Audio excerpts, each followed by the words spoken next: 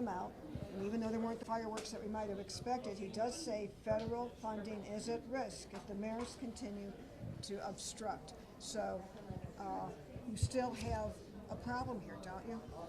This is about safety, right? This is what they brought This up. is about cutting federal funding Well, or more. well, or that being is, punished.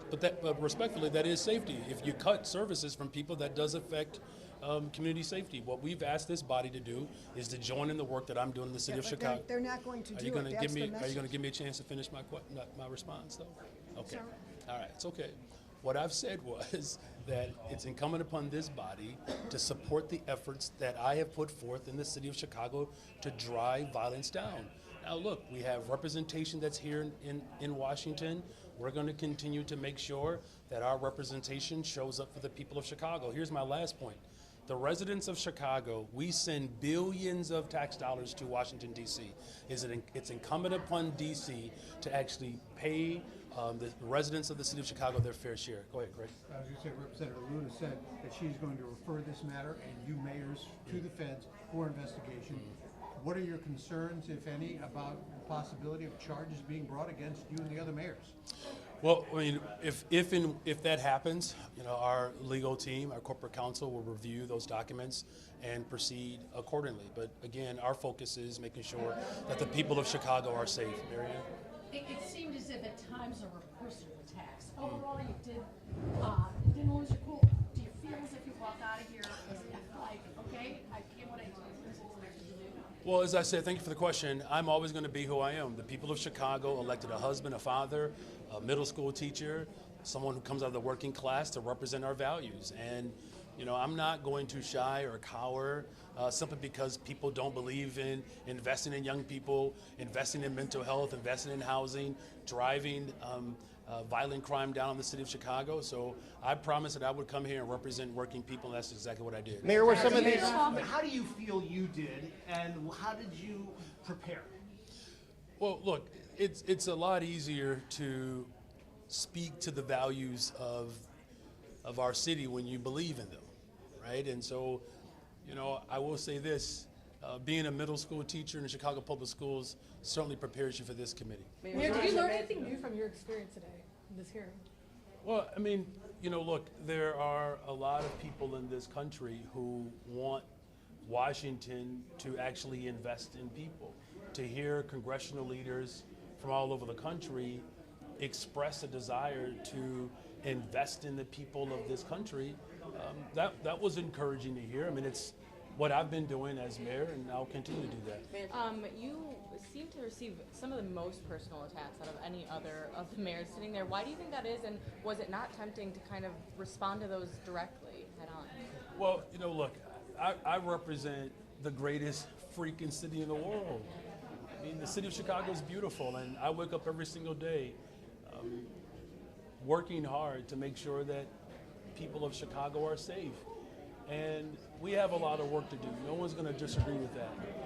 But we are headed in the right direction. Violent crime continues to go down. I don't take this stuff personal. I was elected to represent the people of Chicago, and that's what I do. Hey, Mayor. Mayor Johnson, last month President Trump said that him and his administration are looking into deporting American citizens who commit crimes to foreign prisons in places like El Salvador. What is your message to Black Chicagoans who are concerned that Trump's immigration policies may be a slippery slope for Black Americans? Well, there's one thing for sure, that Black folks in Chicago certainly understand why we have to have constitutional policing and real oversight over policing. I've referenced James Montgomery, the first Black corporate counsel, and he was the one that recommended to the first Black mayor of Chicago why we cannot allow local law enforcement to deviate from local responsibilities. Anytime you have law enforcement that's running amok, we have seen over the course of decades of how that type of lack of trust and lack of accountability has harmed Black people. That's why I'm proud that the first Black mayor and the first Black corporate counsel, now me as a Black man, the first Black woman corporate counsel, we ride in that history of understanding why Black folks have to have leadership that puts checks and balances within law enforcement, because without that, we have certainly seen the detrimental harm that causes to our people. Mayor, with that 1%, why couldn't you put a specific number on that? And Is that just asylum seekers? Are they conflating undocumented residents Well, with asylum that's a seekers? good question. That's why I was very specific about those who were seeking asylum, right? Because unfortunately, there was a lack of understanding by the Republican Party around what we experienced as a city of Chicago. And it wasn't so much I wasn't willing to give the specific number. What I was working to point out is that the state of Texas spent roughly $221 million to bus migrants, asylum seekers across this country, which essentially was 1% of their overall budget. Now, over the last 3 years, the city of Chicago has spent, less than $300 million.